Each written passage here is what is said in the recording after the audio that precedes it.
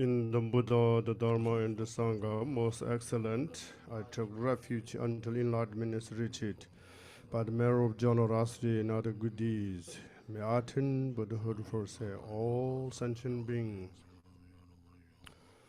Oi mo nang ko doi nyam be sum je dam je de wa doi de ve ju doi dem borai ju ru dong da dong ge ju doi de wa ju ru je dong me be de wa da me de wa rai ju ru Nirung chada nidai dewe danya ne warai juroi je moi nongka dai nyambe samje damje dewa dai dewe judai dambarai jurje dunga dai dunga ge jut Chawai juja dunga maba dawa da me dawa niran sada nidan ne wara juroje. May all mother sentient beings, boundless as sky, have happiness in the cause of the happiness. May they be liberated from suffering in the cause of the suffering. May they never be separated from happiness that is free from sorrow. May the rest of humanity free from attachment aversion.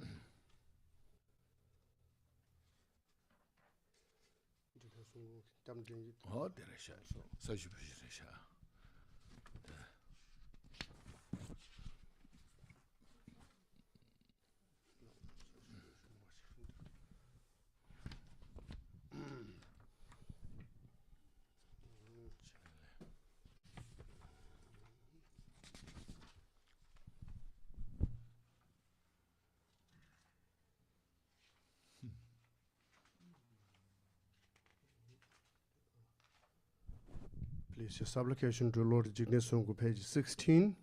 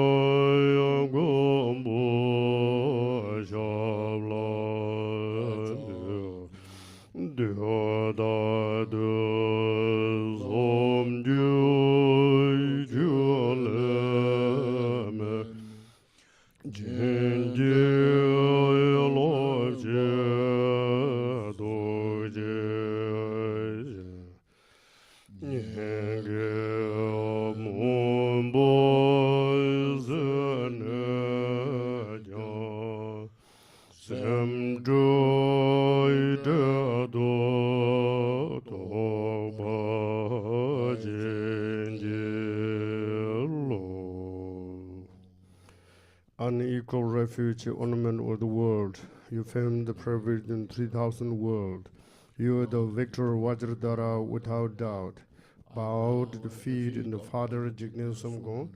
Continue, I think, no one but you. Compassionately, when you create your blessings. Dispel the darkness that surrounds my heart. Please bless me. I realize and liberate the nature of the mind. Then a short mandala also. Short mandala, page 28.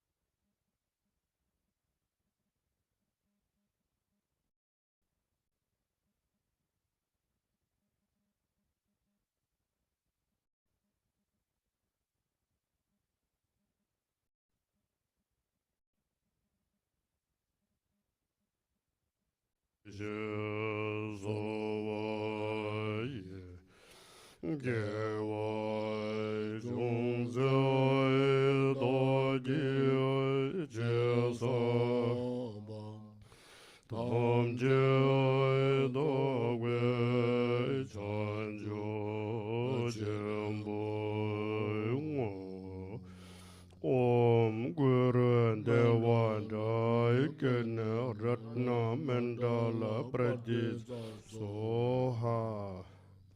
The ground is bringing water and the scented water, the strain of the flowers. It is done with the Meru, the supreme mountain, and the four continents, and the sun and the moon, as the Buddha fed I offer it. May all sentient beings attain the happiness the Buddha felt. To the lamas who possess three kayas, I offer the outer, inner, and secret offerings, with my body, wealth, and all visible. Please grant me supreme realization and enlightenment. Whatever merit I have with the three prostrations, offering, compassion, rejoicing, blessing, prayer, and enlightenment, all sentient beings, all this I dedicate. Om Guru Devada Gina Rana Mandala Patisa Sohova. Samjaya Namjaya Sambada Loyoi Chedai Chedawa Chijo Domoi Dekwa Ye Cheji Oi Kolo Korodoso. Please turn the wheel of the Dharma of the two equal in their combination, according to the disposition, likewise the mental capacity of the sentient beings.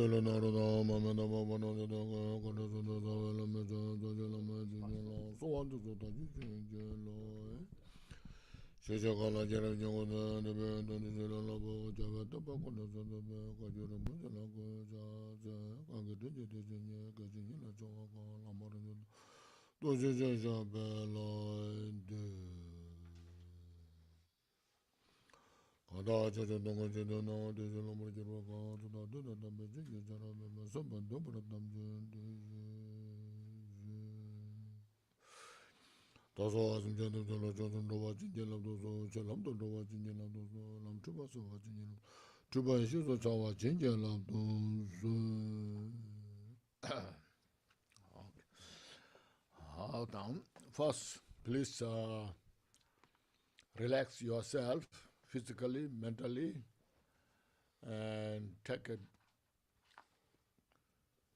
deep breath. Inhale fully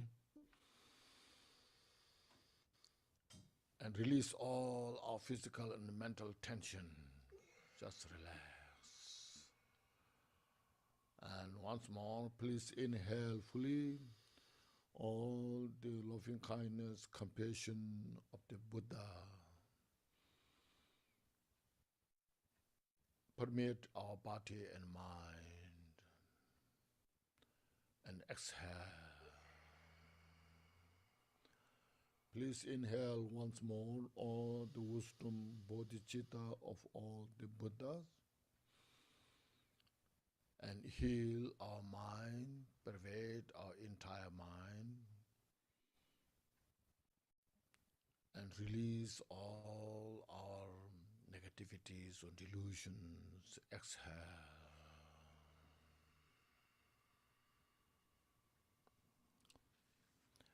with this, we'll do the Guru Yoga that brings the Dharmakaya onto the path. Vajradhara Lama, embodiment of the three jewels, I take refuge in you and will until I attain enlightenment. Sentient beings, victim of the confused projection suffering, I generate the mindset for enlightenment in order to establish you all in the non-abiding state. Vajradhara Lama, embodiment of the three jewels, I take refuge in you and will until I attain enlightenment. Sentient beings, victim of confused projection suffering, I generate the mindset for enlightenment in order to establish you all in the non-abiding state. Vajradhara Lama, embodiment of the three jewels, I take refuge in you and will until I attain enlightenment. Sentient beings, victim of confused projection suffering, I generate the mindset for enlightenment in order to establish you all in the non-abiding state. Then visualization, establishing that. Lord Vajradhara Jigdusungun, you sit on the seat of the 10 strengths, 4 fearlessnesses, and 18 unmixed dharmas.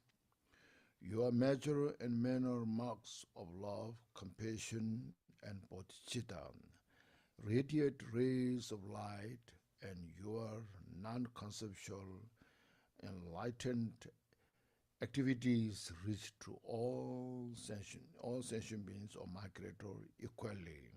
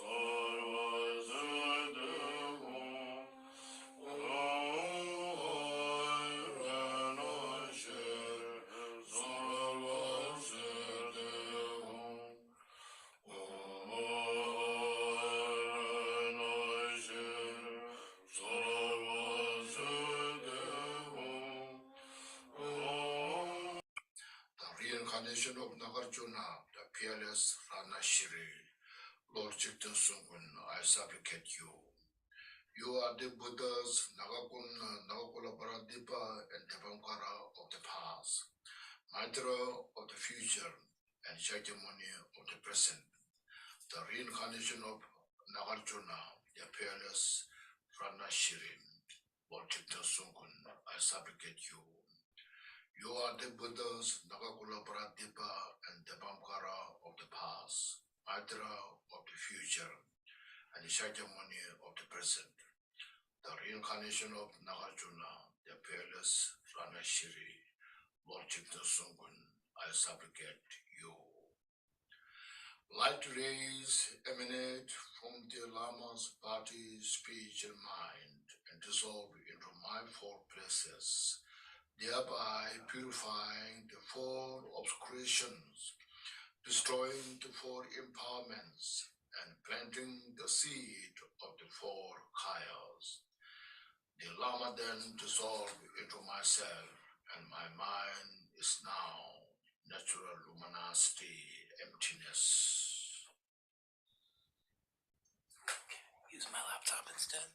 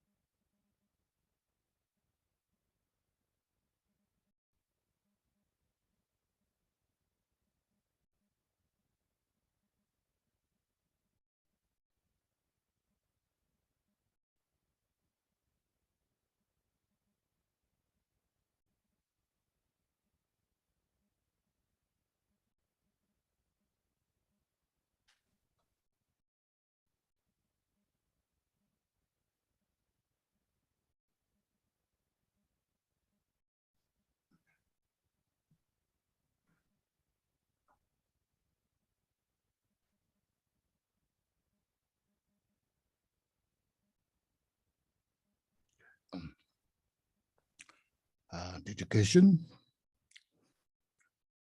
through both the innate virtue and the virtue accumulated and the three times by all in samsara and nirvana.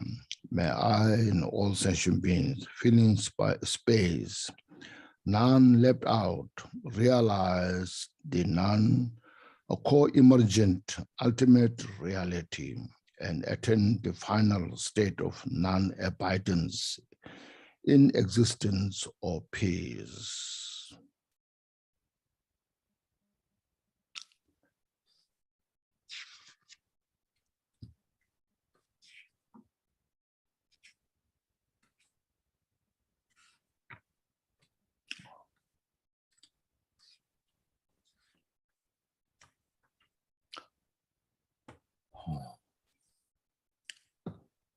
Hello, everybody.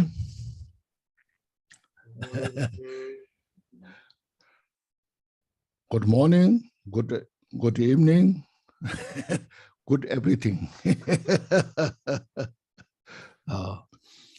Okay. Now, we're so fortunate to have one day to reflect on these precious Dharma teachings.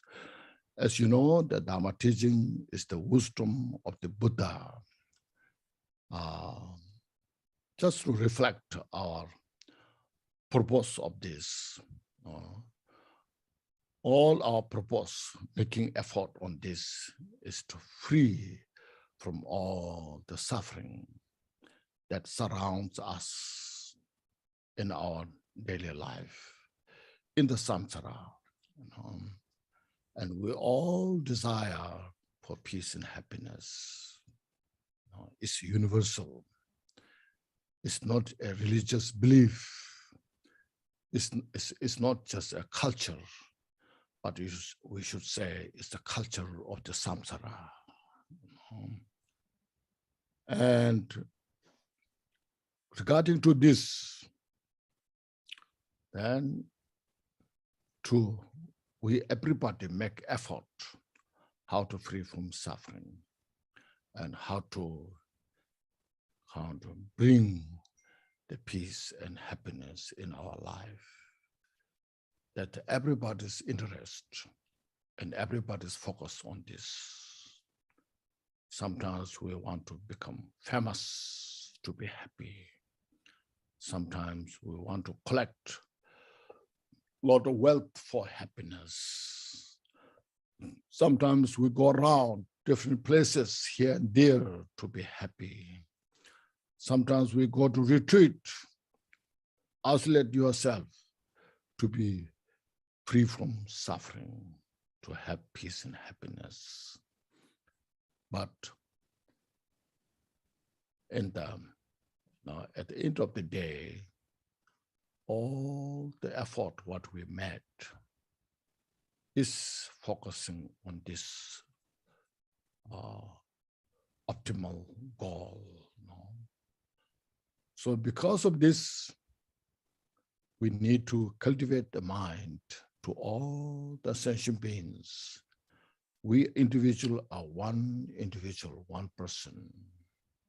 Sentient beings are limitless, as you can see in the world. Just look at a nest of ant. How many ants are there? Hundreds of thousands of millions of ants there. They keep busy because they want peace and happiness. They keep busy to free from suffering. So we have the same interest, directly or indirectly. So as we, as a human being, not just only human beings, those who have this precious human life, which is 18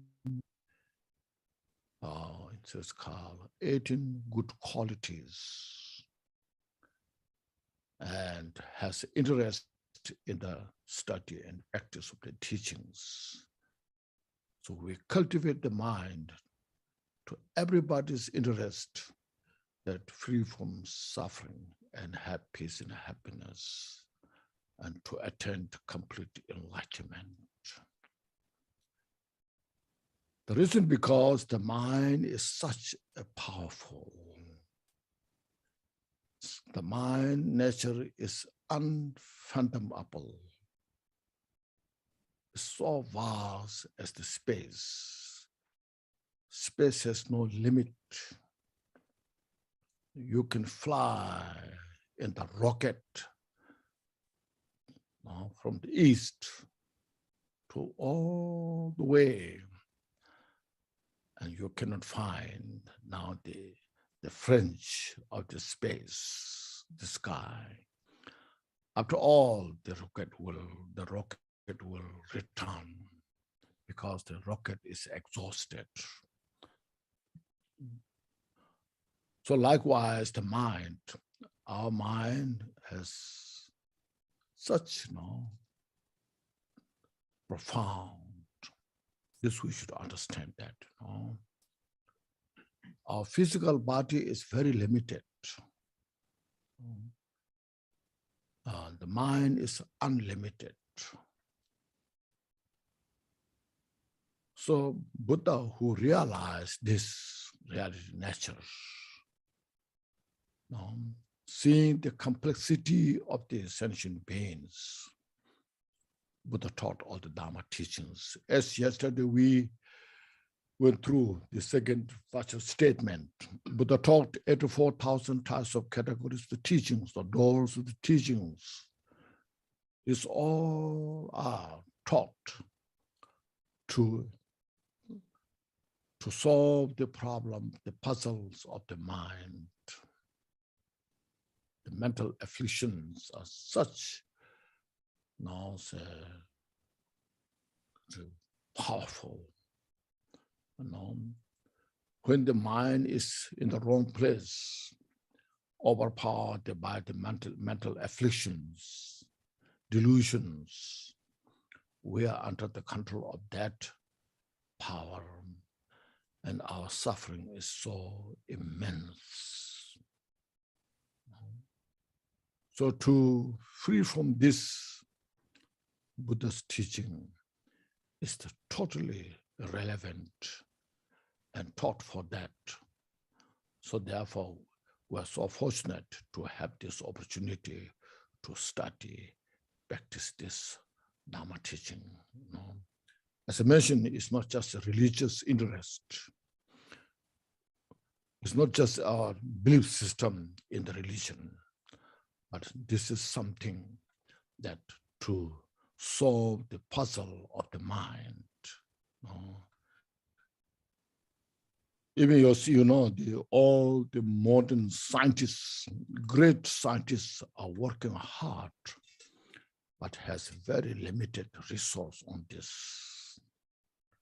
Mostly they are focused on the outer matter. So like have you heard of like that, no? The black hole, Big Bang, all those things, try to measure the space, but it's very limited, you see, because the outer matter cannot measure the unfathomable mind. The mind can measure by the mind. And Buddha has done that, measured that, for many lifetimes, especially his own life, going to retreat for 6-7 years, totally dedicated in that. And finally, he solved all the puzzles of the mind. And then he said, now I'm enlightened. I found the final nectar, the undefiled ambrosia. So from that state, then with such that kind of wisdom and out of compassion taught all those teachings, giving this wisdom to all the sentient beings. As I mentioned repeatedly, this Buddha's teaching is not just only for Buddhists. These teachings are taught for every sentient beings because there's no limit, there's no boundary. Buddha's wisdom has no boundary. So that's the GONGCHIK, that what Buddha taught, the complete teaching, very comprehensive of those Buddha's teachings brought into this GONGCHIK called this such precious teaching in this. So we should have that kind of wisdom. So all those teachings, not just some Buddhist great teachers, individuals' view. This is the complete view of the Buddha. So complete view of the Buddha that described in this GONGCHIK. So in the GONGCHIK, when you study, you cannot compare with some individuals, intellectual masters. We have to total compare to Buddha. But at the same time, these some great teachers, when they talked, then we bring quotations because it's relevant. It's related to the Buddha's teaching, the mode of abiding, the innate disposition or the complete nature of the reality. Yesterday I went through 3 Vajra statements that the 84,000 what Buddha taught is to solve the puzzle of the 84,000 types of mental afflictions. And the second is the 3 Pitakas, the 4 tantras, stages of tantras are taught step by step to follow the path.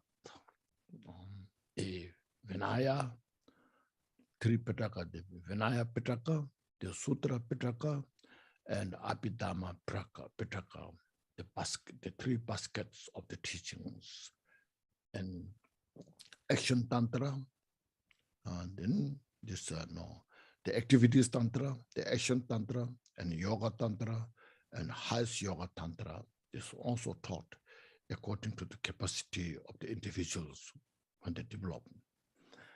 Then the fourth verse statement, the Buddha turned the three wheels of the Dharma. These three wheels, the Buddha turned the Dharma teachings according to the one individual to go step by step. 5 parts, a part of accumulation, part of preparation, and special insight part, and part of meditation, and final, the part of perfection. Also 10 bhumis, from first bhumi level to the 10th Bodhisattva's bhumi, and then to cross that boundary and attain the Buddhahood. So these teachings are taught according to the individual to progress step by step towards the enlightenment.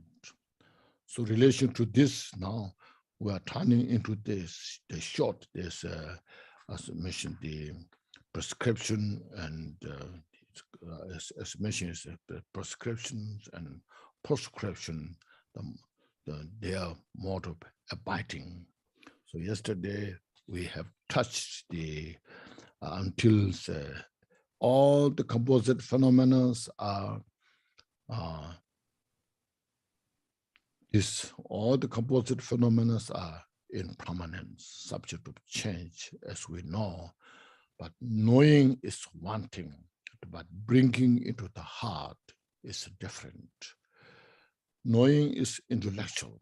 You can prove intellectually with a lot of reason, with validities, So this proves this, this proves this, this proves this, that, and you can debate for a lifetime. But if you don't practice it, it doesn't mean so much. It's like studying the mathematics. You can calculate all through the mathematics. You can prove with the scientific way. But if you don't practice, it's not so relevant. What we need is we need to practice. Like when the food is made, and delicious food is made, that is good, but it's not relevant if you don't eat it. If we eat it, then it solves the problems of the hunger. When you are hungry, then eat the delicious food, and the purpose is fulfilled. Likewise, the Buddha's teaching, what Buddha taught, is to free every sentient being from the suffering. So to free all sentient beings from the sufferings, you have to practice. Just as we can prove this did as mentioned, but if you don't practice, then we don't get the benefit. Therefore, well is impermanent. That means everything's transitory nature. What that means, everything's changing moment to moment. And what that means is there's no anything that we can attach on. We can rely on changing. Sometimes your best friend becomes enemy.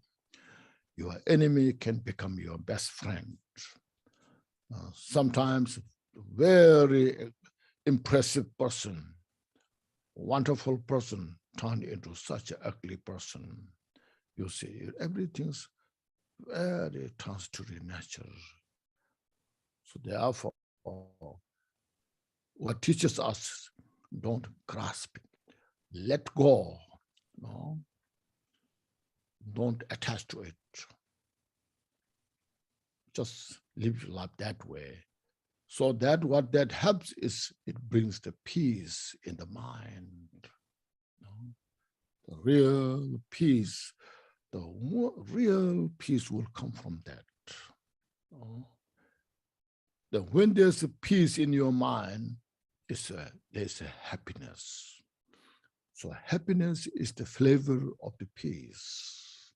See, this peace depends on the wisdom, not emotional. Sometimes when you meet your very good friend, then there's no fear. You know that person so well, and you just feel so friendly, and you feel so peace. But that peace is very temporary at that moment. When that person goes, leaves, there's no peace. You see, the peace goes with that person. It doesn't stay with you. No. So the peace here in the mind is mind free from all this duality, grasping. So that we learn from the impermanence. As I mentioned, I described the Milarepa's song. So sometimes it's good to read this story of those great masters. And I'm sure you know these 8 worldly concerns. 8 worldly concern is, we want wealth. Nyeba, it's called Nyeba, Tomnakawa. It gives you joy when you get the wealth. Then when you don't get the wealth, not happy. So between this is one of the 8 worldly concerns. And then the fame. Everybody wants the famous. If somebody said this person is wonderful, worthwhile to praise, all this, and if that become person famous, they say, so happy, so I'm so famous. If somebody criticizes that person, and then you are not happy, you see, because you are attached to that. When you are attached to that, then when somebody praises, you are happy. If somebody criticizes, you are not happy. So if you have no attachment to this, no attachment to wealth, no attachment to the fame, whether you get wealth, there's nothing to attach. Whether you don't have the wealth, there's nothing to fear about it. So all this, in the samsara, so everywhere, all over the world, the people's interest is 8 worldly concern. You see, regardless who they are, believer, non-believer, rich, poor, anybody, everybody in the world, our interest is the 8 worldly concerns. So we need to reduce that attachment, purify that. And then our interest, we shift that interest from 8 worldly concern to the enlightenment. See, this is the point. The important is, if we are totally concerned about the 8 worldly concern, then we will have no interest for enlightenment. What that does is then all the mental afflictions, delusions manifest, you see. It surrounds all in our life.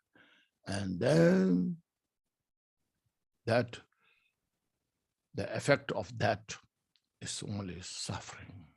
That's why one should make every effort to shift our interest to the 8 worldly concern, to the enlightenment or the Buddhahood. Because what it means is, our interest in the 8 worldly concern is also for peace and happiness. You see, you want to be happy when you're famous. You want to be happy when you're rich, See, I'm rich, so I'm happy, I'm rich, I'm so happy because I'm so famous. Everybody likes me, like they love me, they like me, So no. Then that shows if somebody criticizes, that person is not happy, you see. So that's reality, It's not a culture of some country or some people. It's the culture of the samsara, Whole in the samsara is about that. So first, these are very important to take care of. Otherwise, if you practice Dharma, you stay in the eight worldly concern. You go to retreat. So I'm going to retreat. If somebody hear that I'm the retreat, they will praise me, They will respect me, So even Dharma practice can become the real direct cause for the eight worldly concern.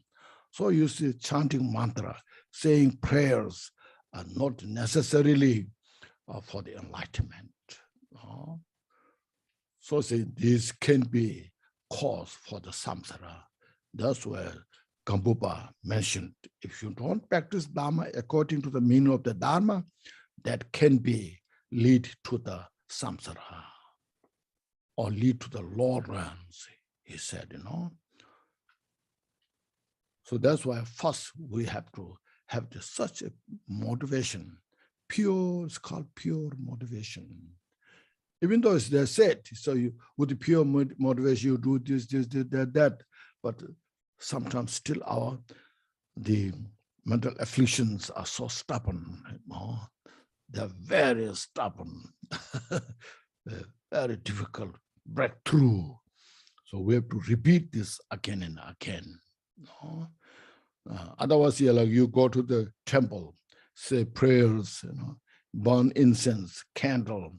So that's today I'm here to help me to have a good business. And then we burn incense and offer candle as my friend, my family have a good health. May I have a good health, long life. So I pray for this. So all this attached to this life. We're not saying prayers, may everybody free from samsara. May everybody achieve enlightenment. We don't say that prayer so much. When we say this, when you open the text, then you say it. But in the mind, it's very difficult to come out, to manifest. So therefore, we have to change the pattern of the samsara towards the enlightenment. So in permanence. When you reflect on the suffering, that means we're not making everything's bad, as I mentioned, bad, but it's prepare. Reflect on this suffering. Suffering has such a great benefit there when you reflect on. When you look at the suffering, that helps to cultivate great compassion. As the other day I mentioned, you cannot cultivate compassion or loving kindness on the piece of rock. Or person who are happy, successful, you don't need to cultivate compassion. They are successful, they are happy, So why you need to say, may they have all the happiness or free from suffering. But when you look deeper in the meaning of the samsara, then you see that everyone is subject of suffering. So there, when you look at the suffering, then it helps you to develop such great compassion. Then suffering is caused, the suffering is not independent. It does not manifest without cause, or from wrong cause, or from incomplete cause. So we should understand suffering is manifested out of the mental delusion. Look at this. And then, see, it helps us to avoid the cause of the suffering. No? It gives us wisdom to see the cause of the suffering, the cause of the samsara. No? And it reduces our arrogance. When you are suffering mentally or physically, you become more humble. So I'm suffering. Please help me, you know. You see, otherwise, if you're not suffering, you won't do that. You are so arrogant. Oh, I am so, important person. I am such. So our arrogance is strong, powerful, but the suffering helps to reduce that height, the arrogance, reduces that, makes a real human being. So look, these, so reflect on the suffering is very precious. It's a source of the wisdom. It helps you to develop more compassion. So that's why we need to reflect on the subject of suffering. In the world, there are so many people who are aging. As yesterday, there was some questions about, we call dementia, forgetting this, because when you age, then these things happens. You forget very easily, very unstable mind, cannot maintain the mind in the right place. So Dharma is the only one can help you directly, but it needs time to adjust that kind of habit. It doesn't come like taking a pill, like a switch a button. Due to this, the technology is so much, we just push the button and everything just turns, But the mind is not that easy. We need a long time to get adjust to that. It doesn't happen, just push, So we want to be dead, just push and then say, oh, okay, Dharma works, Otherwise, Dharma doesn't work. Dharma works, but it depends on individual, how much interest you have, how much habituated yourself into these practices. So these are the very important tip that we should have in our life, why Dharma is so necessary, not just as a Buddhist, not just as a spiritual. Dharma is for everybody. So those are interested, not interested, but in reality, they need Dharma, Then also as mentioned about this. So when you look at these in the samsara, as mentioned, we address 8 worldly concerns. That our whole the objective goal in the samsara is to, through these 8 worldly concerns, we want to have peace and happiness. But in reality, there is not, you see. This is just now taught by Buddha, not just taught by Buddha. All the great followers, they have went through that, examined that, and they're totally convinced about these things. So they also repeated same thing what Buddha said. So that shows in the samsara there's no refuge. We do take refuge here and there When you are hungry, you take refuge in your lunch. Says, you know. When you get headache, you take refuge in the pill to get rid of the headache. You know, as you know. So they are this, but they are very temporary, you know. So there comes the refuge. So I read today the refuge here now. The Buddha, Dharma, and the Sangha are the changeless, permanent places of refuge. You who desire emancipation from the suffering abyss, strive to take refuge in them from the bottom of your heart, you see. Now Buddha, as you know, Buddha was saying, Buddha, the word Buddha means fully purified and fully awakened. Purified all mental obscurations. There are many different levels of the obscurations of the mental afflictions, obscuration of the person's self, the obscurations of the phenomena self. Many different layers of obscurations. So all these layers of the obscurations are fully purified. Mind is completely pure. Then at the same time, you know, all this awakening means all the excellent qualities are achieved. All the wisdom, knowing everything. Like say, Buddha has 10 powers, 10 strengths, you know.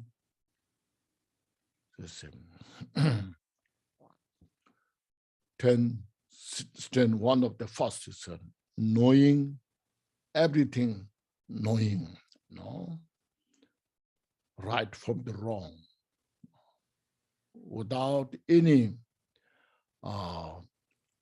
misunderstanding, totally, distinctively, precisely, then Buddha can tell what's right and wrong, that kind of wisdom. So these types of wisdoms that Buddha have achieved. 4 fearlessnesses. There's no fear for himself. There's no fear for others. That means when Buddha said, I am enlightened, that means purified everything and all the excellent culture achieved. There's nobody can come say you are not enlightened. In the world, there's nobody can come say you are not enlightened. See, when Buddha said, I purified all obscurations, there's nobody can come to say, Buddha, you are not purified. You are not purified this, that. When Buddha said, I know everything, then nobody can come say, you don't know this. So Buddha has no fear to tell that. It's not out of arrogance, out of pride, but he was telling what he has accomplished. So this is what Buddha is about. From that, then as I mentioned other days, the compassion to the sentient being is so much, The suffering of the sentient beings are intolerable, but no choice. Suffering is so much unbearable, but no choice, have to bear. So Buddha sees that directly to the sentient beings. And he has that kind of great compassion. From that compassion, then wisdom, that what he accomplished, then he taught those all Dharma teachings. Other days I mentioned, no, as you see, the Four Noble Truths, the suffering. You should know the suffering, because we don't know suffering. We don't want suffering, but we don't know all the suffering. You know? Therefore, we repeat the same bad habit. We cannot change the bad habit. That's called deeply rooted habit. It's called inveterate propensity. It's difficult to uproot. Because of this, suffering continues. Even Buddha, who has that kind of great wisdom, compassion, and he tries his best. Sometimes Buddha said, I better not give the teachings. I should stay quiet. Why I need to bother others? No. Sometimes he feels that. And then again continues, because there's no other alternative. So give this and repeat the same teachings. No.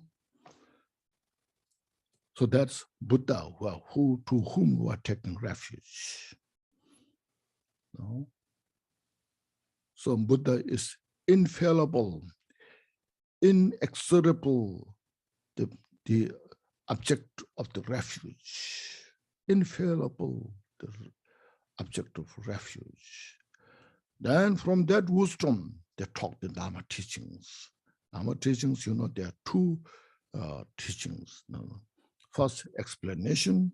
Second, to practice, called Lung and Tok. Lung is transmission. All the teachings transmitted. And Tok is realization. What is taught, that should be realized, not just believe, but follow the path and realize. If you don't practice them, not so much benefit. Sometimes you say, oh, you explain Dharma so well, so good. Thank you so much, But then, finished. Our mind is just keep the same pattern, same bad habit. As much as it's like a rubber band. You can bend the rubber, extend and release, go back to the same. Nothing is changed. See? So to change that pattern is called practice meditation.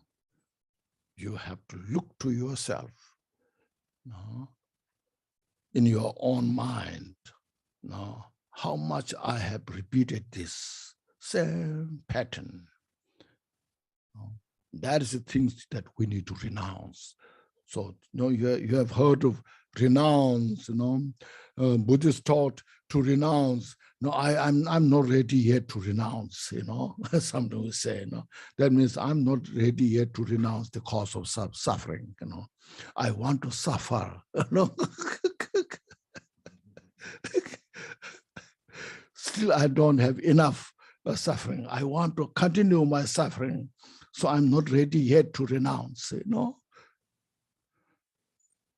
So sometimes we have a misunderstanding. People think renounce means renounce your eating, renounce your happiness, So we should know these things. Renounce means renounce the cause of suffering. Renounce the ignorance, attachment, aversion, pride, then 10 non-virtues.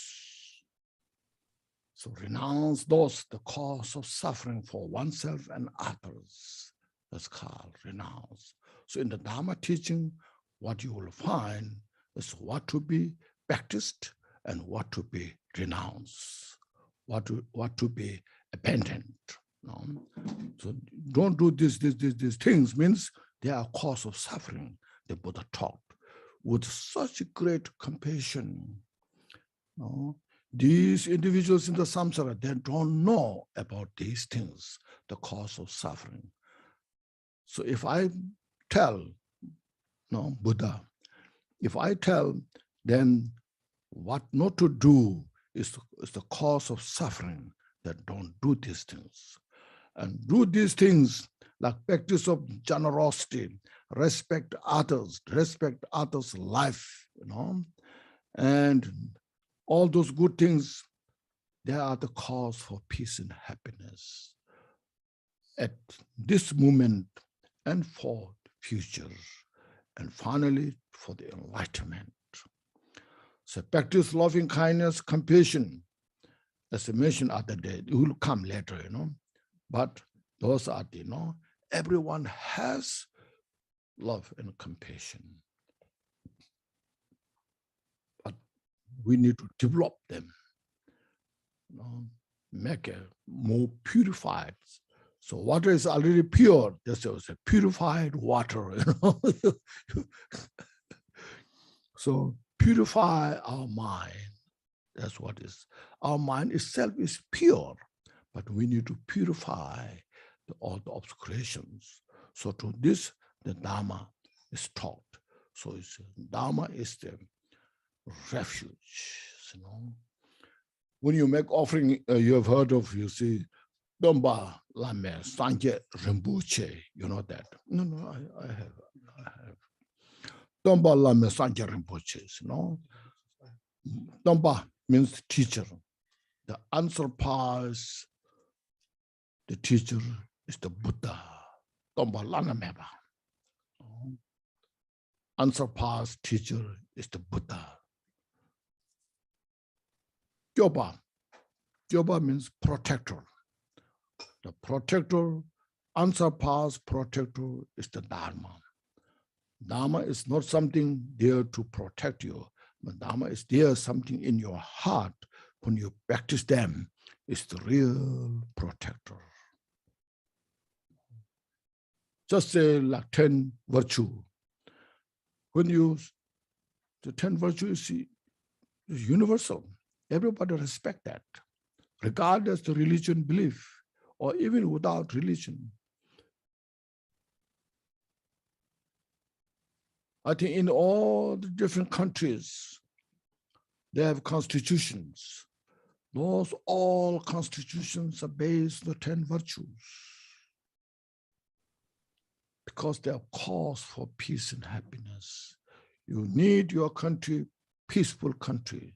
That's why don't take life, don't steal, don't rob others, don't create obstacles, don't create problem in the country. See, so these 10 virtues are the constitution of the whole in samsara. Okay, we need that constitution. Okay, make that happen. That's the basic fundamental teachings of the Buddha. All the teachings are built from that, explanation of that. So that's called refuge, take refuge in the Dharma. And Sangha, take refuge in Sangha, is the God who guide us. Highly accomplished great masters, they are follower of the Buddha, Sangha. So they are example of the successful practitioner or successful practice. We take their example, we follow them. These great masters who are highly accomplished, we take their life as our example to practice Dharma. These great Sanghas, they follow Buddha and they practice the Dharma and how they have accomplished in their life. And for us, they are the our guide. So that's why we take refuge in the Buddha, Dharma, and the Sangha. That's why it's called here the changeless.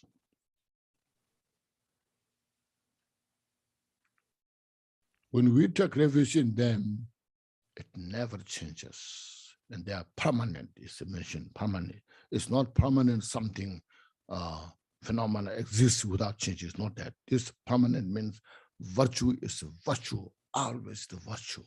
It's permanent, it's changeless. Actually, Buddha is the ultimate refuge. In the jewel ornament of liberation, at the section of the refuge, you read there, the quotation from Uttar Tantra.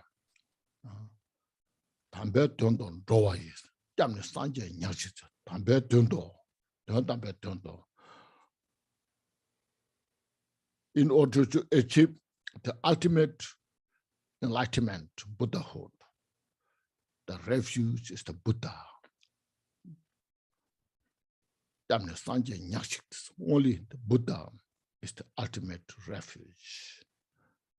Then Buddha is the Buddha. Buddha is the embodiment of Dharma. So Tuba is the Buddha. Muni, Buddha is the embodiment of Dharma. Tuba Chuch, Kuchinchir, Dharma. Dharmakaya, Buddha, Dharmakaya is the ultimate Buddha. So young the tatuches. The so Sangha. The ultimate Sangha becomes the Buddha. So Buddha is the Buddha. Buddha is the Dharma. And Buddha is the Sangha. So Buddha is the embodiment of Buddha, Dharma, Sangha. So that we take refuge. That's Maitreya. Buddha Maitreya describe that in the Uttara Tantra.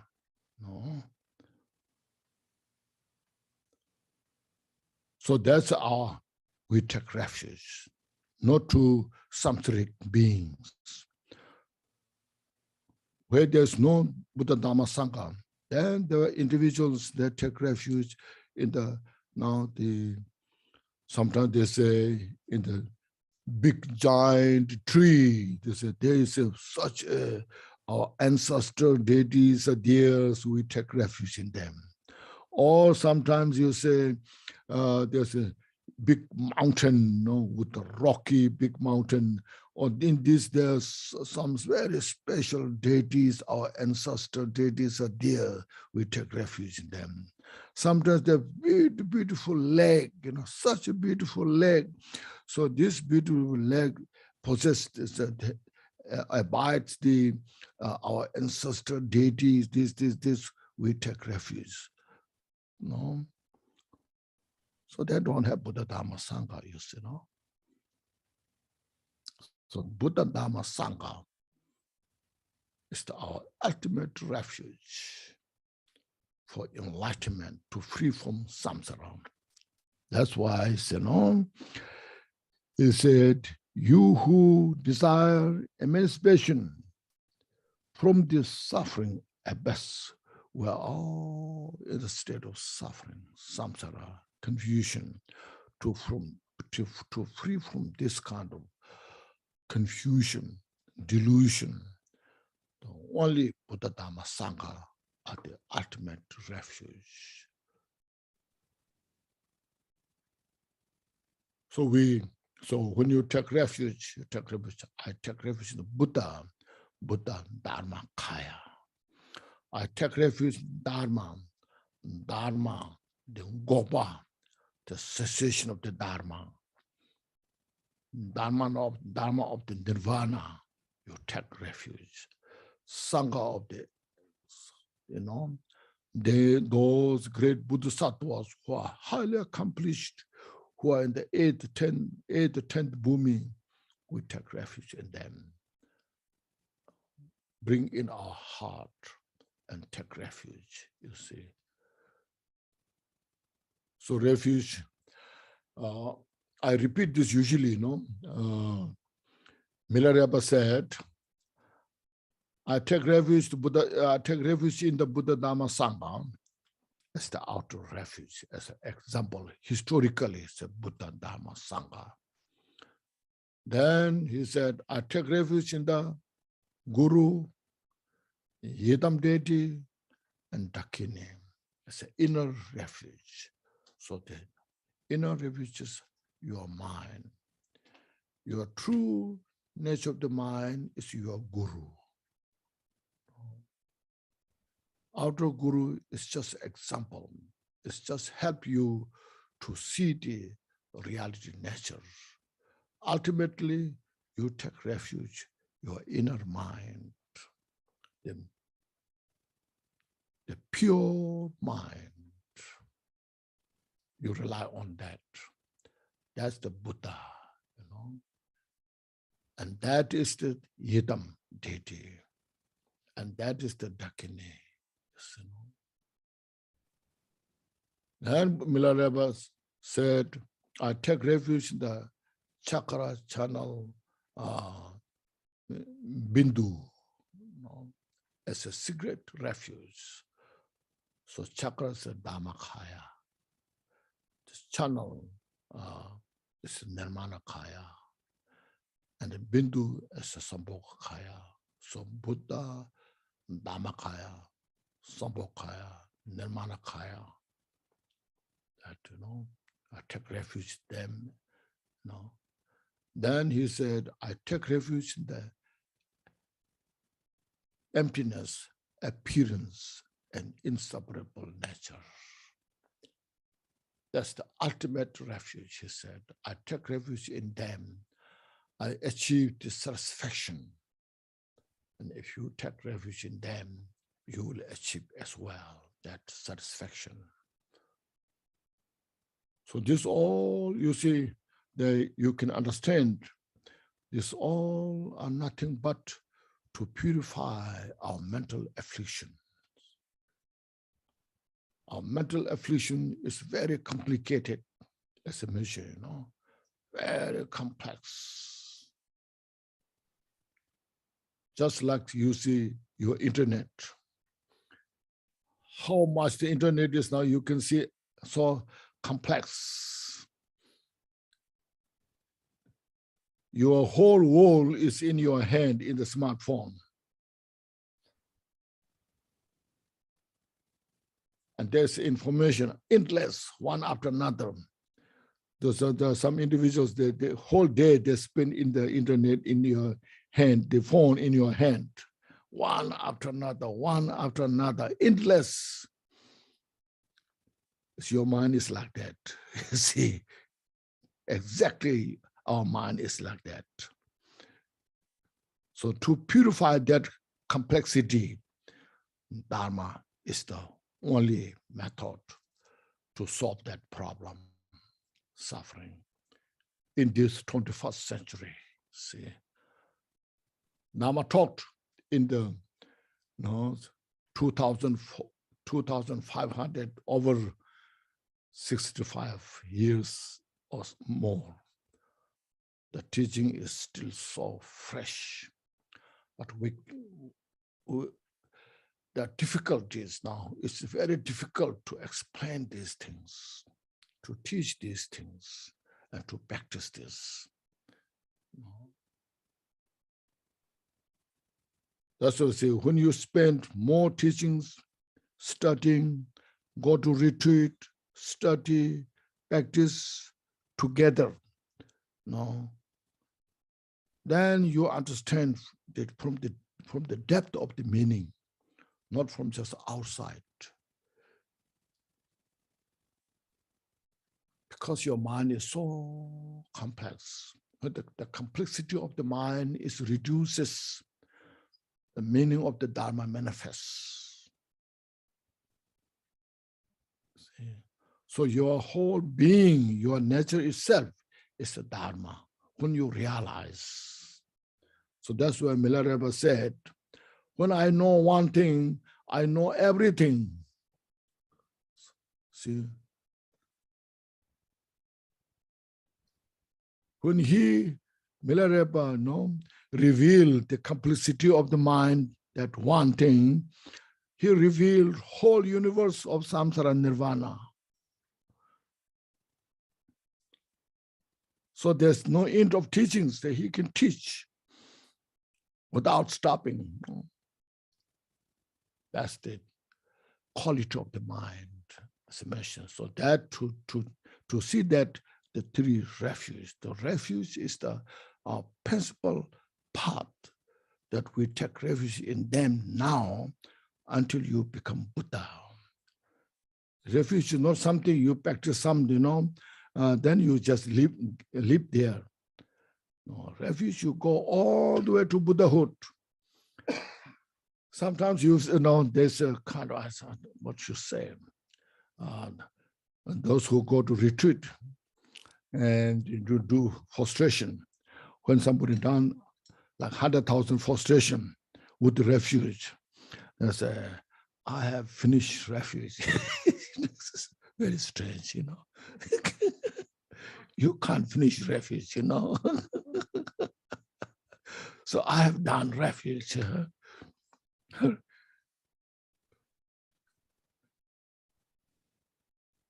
Start with the refuge at the beginning. Right at the beginning, you start with the refuge. Just saying, Sanjay Chotan Soja Sonamla, you start prayer that. And then any practice you do, then all the way to Buddhahood. Then when you achieve Buddhahood, then you become the Buddha, Dharma, Sangha. You can't finish refuge, If you finish refuge, it's very strange, I don't know what you are practicing.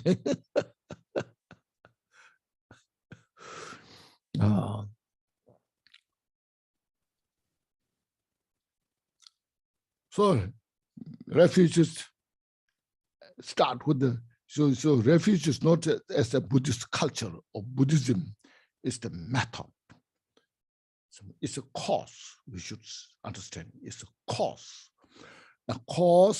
to free from samsara, to free from samsara. Now says we use this Buddha as a Sanskrit. It's a Sanskrit word, In other words, fully awakened, enlightenment.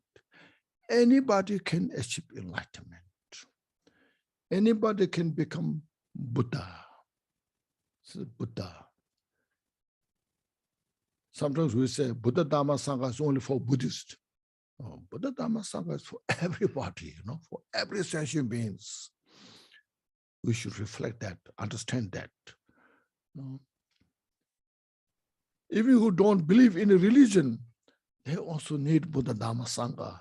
They need wisdom, They want peace and happiness, see. And they want to free from suffering. For that reason, they need the Buddha Dhamma Sangha. It's the reality, it's the cause. But we need to have a skill how to express these things. We need an experience how can share these wisdom to all others. That is the GONGCHIK teaching explains, you see. That's why GONGCHIK is not just a single intention. It's an intention of everything, okay? Complete. We should say one complete intention, okay?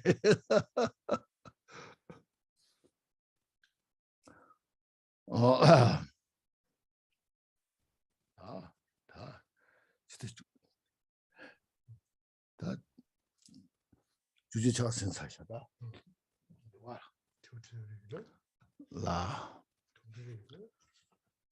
So how we are doing? We are doing good. Are you enjoying the Dharma? Close for enlightenment? I'm sure you are now closer for enlightenment.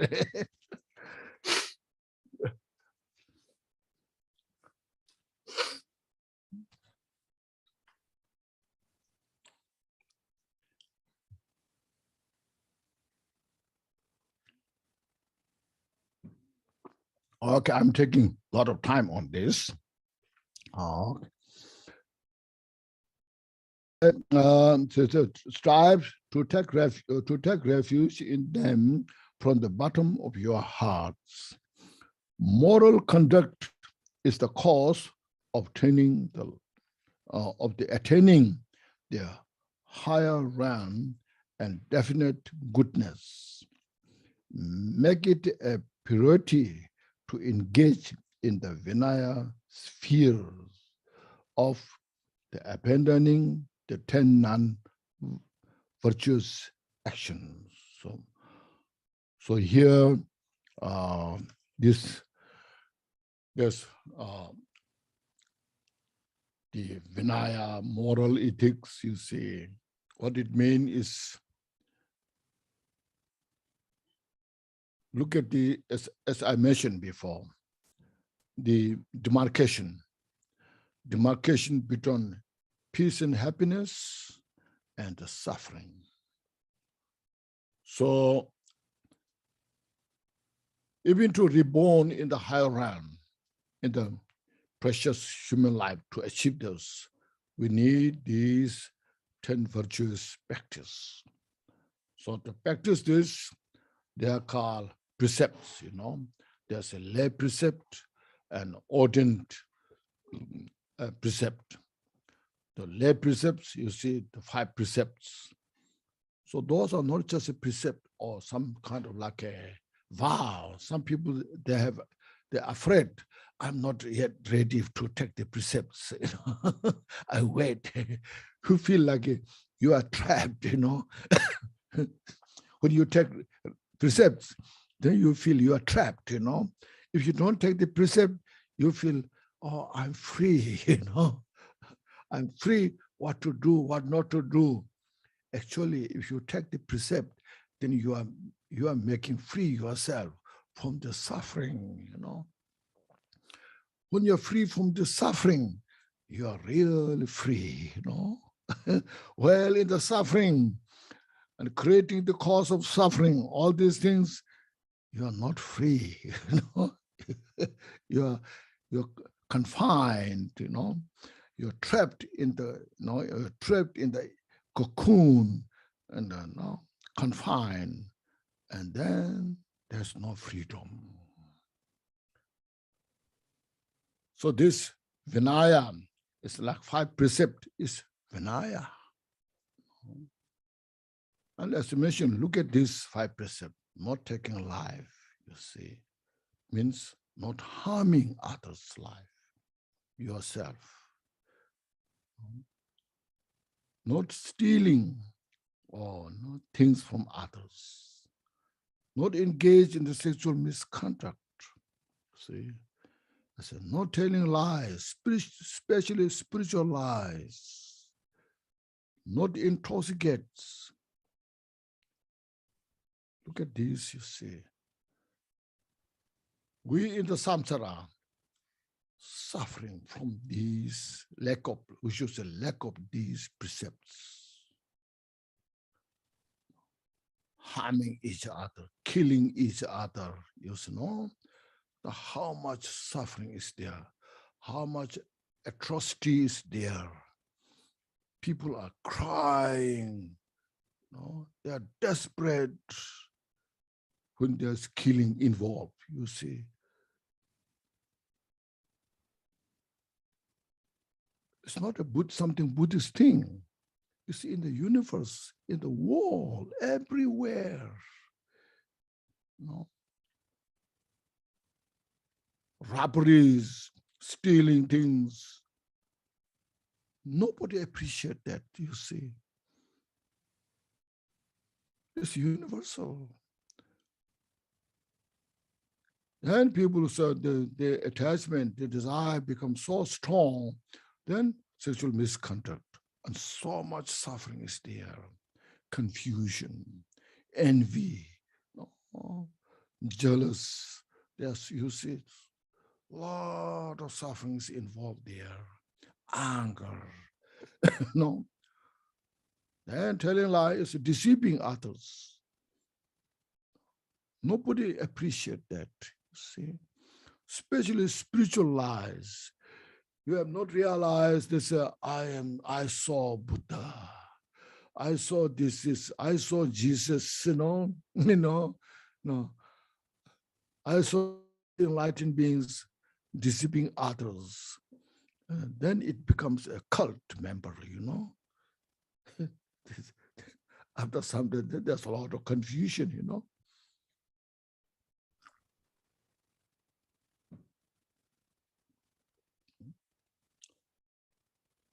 So those the basic, a lay practitioner, everybody, the monk, nuns, all practitioners, based on these practices, avoiding these all cause of suffering, and engage in the cause for peace, harmony from there. So this starting from there is the peace. When you achieve the Dharmakaya, it's the ultimate peace.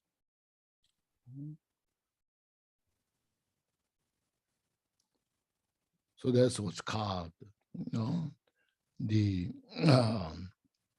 moral conduct is the cause of attaining the higher realm, even in the samsara, to achieve the precious human lives. Sometimes we say, what kind of prayer I can say to be reborn as a human life? You keep the 5 precepts. That's the direct cause to reborn in the higher realm. You don't need to do the definition, no? You don't need to say some prayers, but keep those 5 precepts perfectly, and then there's no fear, no doubt to be reborn as a precious human life. Then for enlightenment, they say higher realms and definite goodness means complete enlightenment, Buddhahood. So the Vinaya is the foundation of all the practices. Right from the beginning, all the way to the Buddhahood. So therefore, make it a priority to engage in the Vinaya sphere means complete. Don't look down. Some individuals say Vinaya is for lesser vehicle. For Hinayana, they say, but Vinaya is for all. For Hinayana, for Mayana, for Vajrayana, for every yanas, okay? From the first vehicle to the ultimate vehicle, the Vinaya is appreciated, respected, and Buddha talked in that way.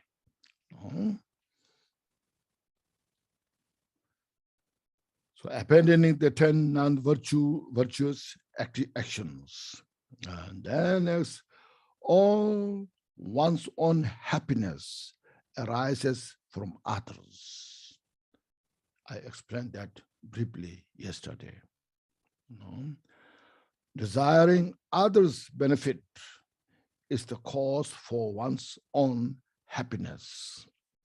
So authentically practice the 4 immeasurables of love, compassion, joy, and equanimity. See. I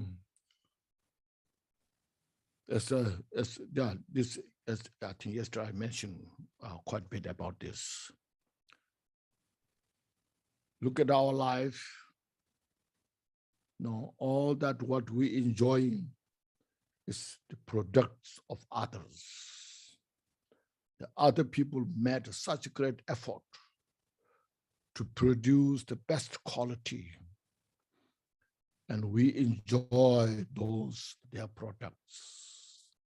So our enjoyment, that what we enjoy things, is the products of others. So we need to appreciate that. We need to acknowledge this, understand this. Even in the samsara, not in the dharma, even in the samsara, the love, compassion, as mentioned, everyone is sustained, they're alive because of the love and compassion. Like even as mentioned, the bird who lays the egg and then hatches the egg with so delicately, so gently, out of love, out of compassion. And that's how egg is hatched and comes out the chicken. The mother sacrifices all the hardship to protect her offspring out of love and compassion. Even small bugs who know nothing, still there's expression of love and compassion. Out of hatred, they cannot survive. Out of negligence, they cannot survive. But the mother sacrifices whole her life, and then brings up all this. Look at the country. The leader is more responsible. The leader has more compassion. The leader takes care of the people of the country. Everybody admire, respect. They elect again and again. They vote again and again because the person takes responsibility.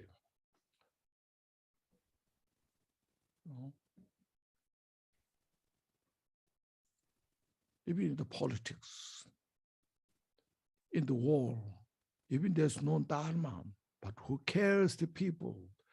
People appreciate.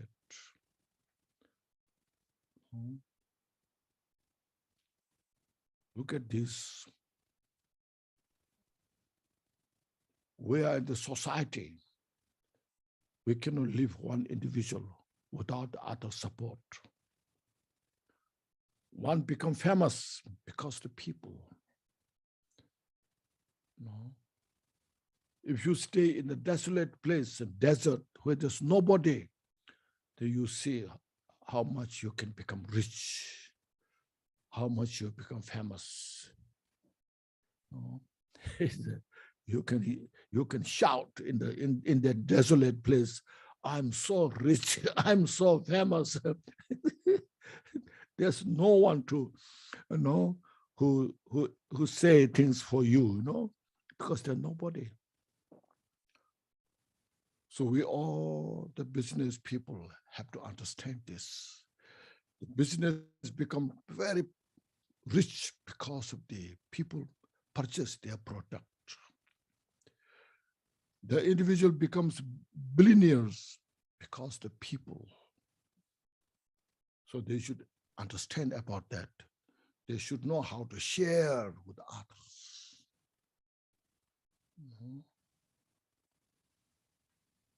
So this is not just only in the Dharma world. This is in the general, in the samsara world. And you see, our thought, our practice as a Dharma, so the Dharma practitioner now, we are taught how to develop our love and compassion. It's because of the sentient beings, you can develop love and compassion. That's the other dimension, You cannot develop love and compassion on a piece of rock or in a piece of stick, You develop love and compassion even to your cat, dog, horses, and the people around you.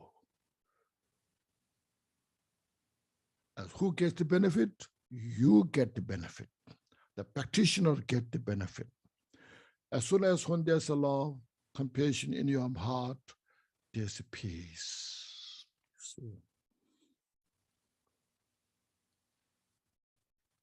So we should acknowledge this, see this, and meditate, practice, And yeah, this mentioning, desiring others' benefit is the cause of one's own happiness. That's what I mentioned, One becomes the Buddha because of the sentient beings. Buddha practiced generosity, perfected the practice of generosity, moral ethics, patience, dealing with other people, and attain the Buddhahood.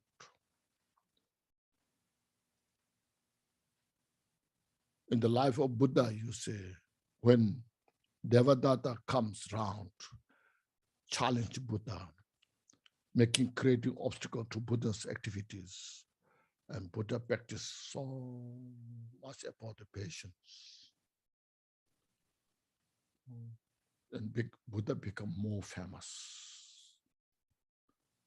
Still, we're talking about, Milarepa also said, his aunt and uncle are very important in his life for the Dharma practice. Without them, he won't Milarepa won't become like that Milarepa. The aunts and uncle took advantage, took everything, became like such a bitter enemy. And Milarepa grown up from within that, and then he practiced the bodhicitta and achieved enlightenment. He said, I'm so grateful of their support. So everything become a good support for your Dharma practice. So that's practice of love and compassion. As mentioned, we do have the capital, the love and compassion. Capitalize from that and then increase the practice further to all the sentient beings. So, okay. Now from this, we should finish next one. Then after the 4 limitless practice, this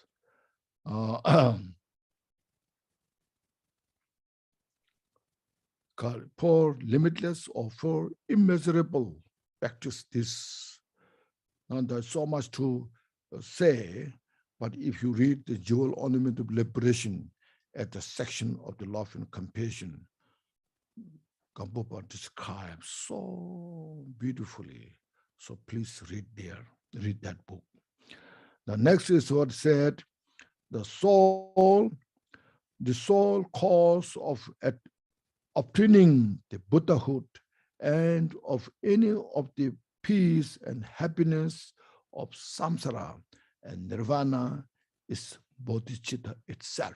See, bodhicitta is the highway towards enlightenment, the consummate path for the enlightenment of all sentient beings. So bodhicitta develop on the base on love and compassion.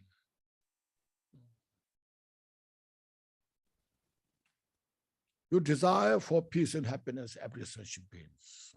You desire everybody to free from suffering, but sentient beings don't have all the peace and happiness. They are not free from suffering. Now what we should do, say, attain the Buddhahood is the ultimate method to solve all the problems, confusions, cause of suffering. So for that reason, we need to cultivate bodhicitta. So I want to attain the enlightenment, the awakened state for the benefit of all sentient beings.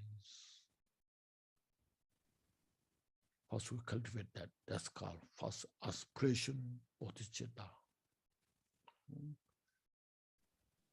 Once you achieve or cultivate that aspiration bodhicitta, then you start the action. It's called the action bodhicitta, engagement bodhicitta. Follow the path. Because right at the beginning, when you cultivated bodhicitta to attain Buddhahood, and you are not Buddha yet. No, we are not Buddha yet. So now to become Buddha, we have to practice the 6 parameters step by step. So to cultivate bodhicittas, now this coming weekend, we have that program. They need a lot of causes and conditions. You know? This universal mind, you know, to reveal that mind, we need such a great courage, strength, and such a kind of view, powerful view, like those people who involve multi-billion businesses. They have a lot of discussions how to engage, to how to make the profit from their business, how to advertise all this. They work so hard day and night. They think they just they would call their the storming brain. The storming brain they call the make how to use your brain. Now bodhicitta is such a great business, to gain the enlightenment, okay, to make the profit of all the peace and happiness that exists in the world. Okay, it's such a great business, So to this, then need accumulation of merit, accumulation of wisdom, all those causes, condition. Then through that is, it's mentioned here, samsara and nirvana is the bodhicitta itself. Make every effort to generate it in your mind stream. Okay. So we have about 5 minutes bodhicitta this afternoon. I think we should, it looks like it will take a lot of time. I'll read the next one. There is bodhicitta of aspiration and engagement and unsurpassable ultimate bodhicitta. So here divided bodhicitta into 3. Just as I mentioned, aspiration bodhicitta, action bodhicitta, then ultimate bodhicitta, the Döntabe Sem, Changju Sem.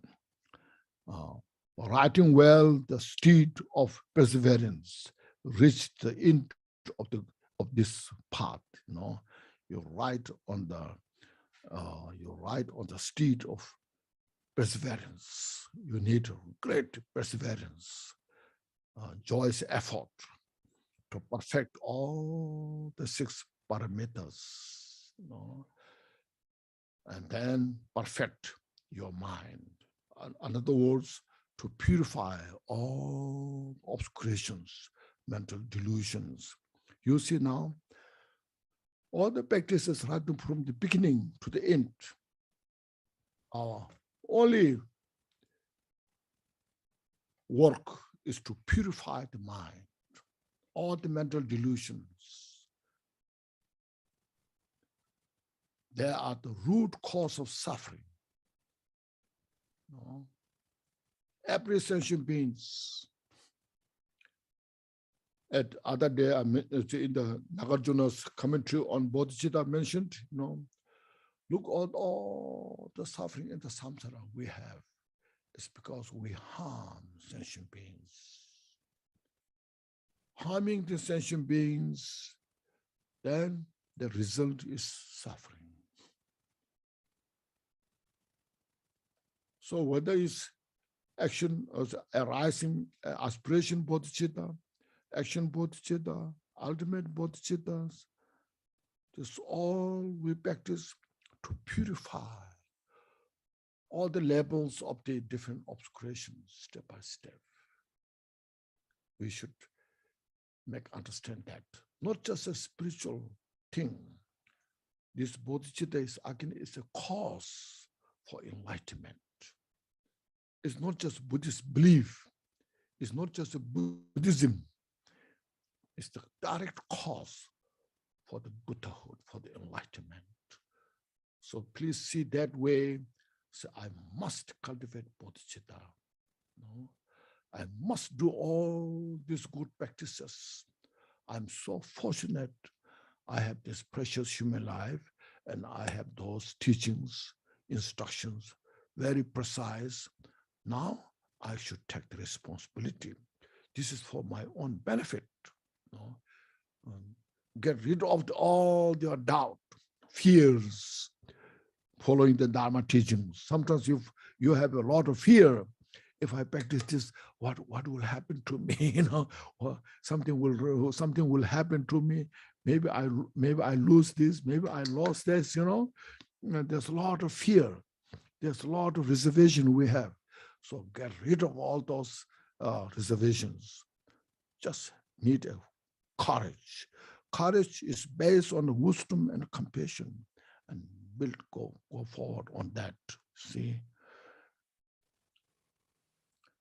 I remember one, see, yesterday there was asking question about how to kill termite, you know. It's okay to kill termite. It's okay to kill the termite, but it is okay also to pay the price.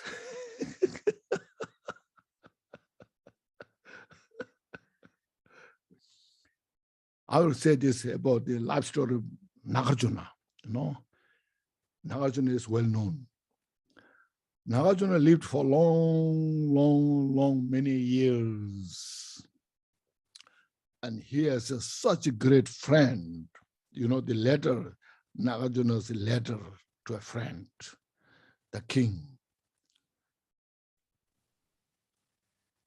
The king was very close to Nagarjuna. You know, the chief pattern of Nagarjuna's life. And Nagarjuna also, because saw these conditions, so he accepted, you will not die until I die, you know. So then the king gave, the king's wife gave the birth of a son who was grown up. And the mother made such a beautiful cloth to her son. Beautiful cloth. And then mother said, no, this is my gift to you, so you should wear it. And the son said, this is so precious, Mom, you know. I cherish this. I will not wear until I become a king, you know. And then mother said, you will never get a chance to become a king, because Nagarjuna is free of how long he will live. And he accepted your father live as long as Nagarjuna. So you should wear now. You should use it. Then the son said, no, I cannot. No, until I become king, I cannot wear this cloth. It's so precious. Then he was not eating food, you know, he was not getting sleeps. As a mother, then what should I do to help my son? So the only solution is Nagarjuna should die. You know?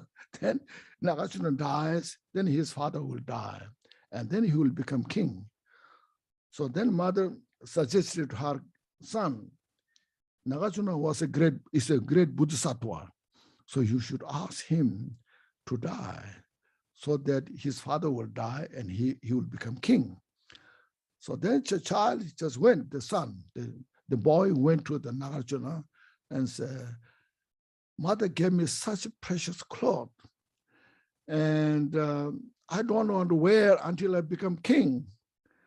But my mother said, you will not die, you know. So what should I do, you know?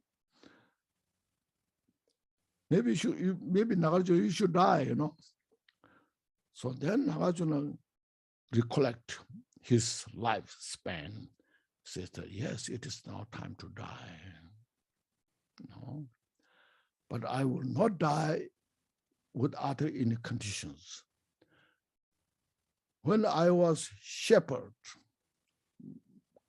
many years, eons ago, I was a shepherd. And then looking after the sheep, goats, and accidentally I killed an insect through the grass, cutting the neck. So I said, I have that karma left. I have to pay that, you know, I have to pay off that karma. So tomorrow you should come with a knife and I will give. And tomorrow he came and tried to cut Nagarjuna's neck with a knife. It doesn't go through. In other words, it's like a knife throwing in the sky, because Nagarjuna totally realized the emptiness. So then they said, you bring the handful of grass you can cut. And he did, and then he cut Nagarjuna's neck, you know, head. So even Nagarjuna has to pay that karma. Okay. Now we should ask about that. Okay.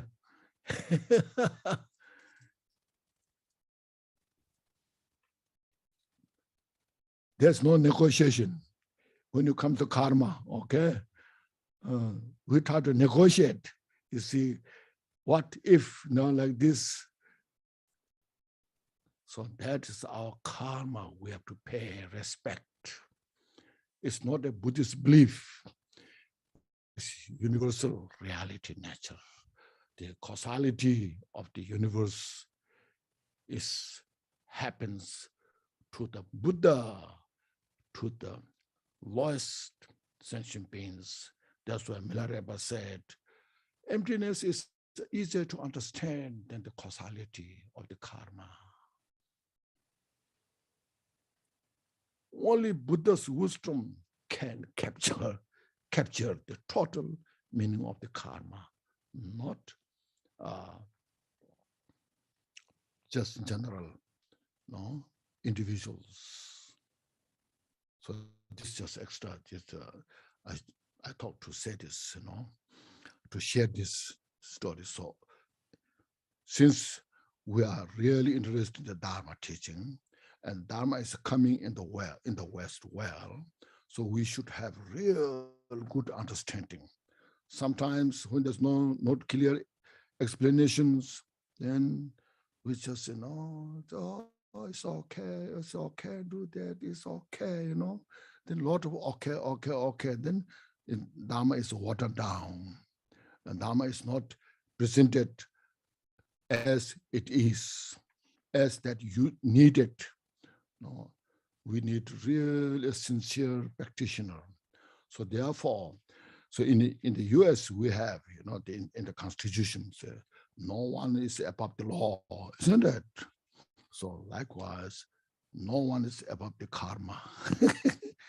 Even Buddha is under the rule of the karma.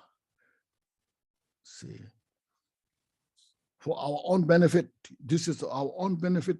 We need to use our own wisdom, you know, our sense of this understanding, see this and practice as much as possible. Then you get the benefit.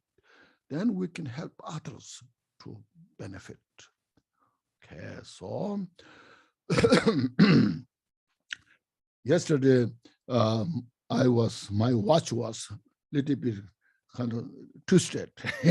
So it went about 1 hour extra, you know. Today I put my watch in the right direction. So it is time now. So first, please take a deep breathe, inhale fully and exhale. Now please reflect what we went through this morning or in any time at the afternoon or whatever. Or just reflect the causality and how to purify the mind, how to use the Dharma as a direct tool to uproot our attachment, our delusions. And we should rejoice from your heart. So I'm so fortunate receiving this wisdom, these teachings. Now I really understand the Dharma. It's not so easy because of our mental afflictions are strong. But now I have the tool. I can work. I have the goal towards enlightenment. I have the tool in my hand to practice these Dharma teachings. So just appreciate, rejoice. And then please say the dedication prayers. And to say, or I say, yeah, good. Glorious.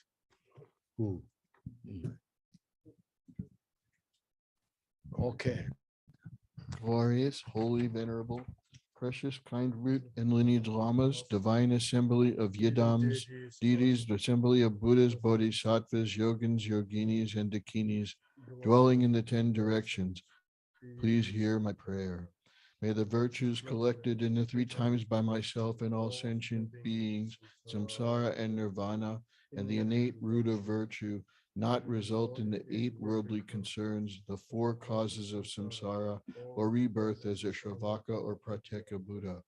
May all mother sentient beings, especially those enemies who hate me and mine, obstructors who harm, misleading Maras, and the hordes of demons, experience happiness, be separated from suffering, and swiftly attain unsurpassed, perfect, complete, and precious Buddhahood. By the power of this vast root of virtue, may I benefit all beings through my body, speech, and mind. May the afflictions of desire, hatred, ignorance, arrogance, and jealousy not arise in my mind. May attachment to fame, reputation, wealth, honor, and concern for this life not arise for even a moment. May my mind stream be moistened by loving kindness, compassion, and bodhicitta, and through that may I become a spiritual master with good qualities equal to the infinity of space. May I gain the supreme attainment of Mahamudra in this very life. May the torment of suffering not arise even at the time of my death. May I not die with negative thoughts. May I not die confused by wrong view. May I not experience an untimely death. May I die joyfully and happily in the great luminosity of the mind as such and the pervading clarity of Dharmata. May I, in any case, gain the supreme attainment of Mahamudra at the time of death or in the bardo. Thank you, everybody. Have a good rest and see you at 2 or at your time. Yeah, thank you so much.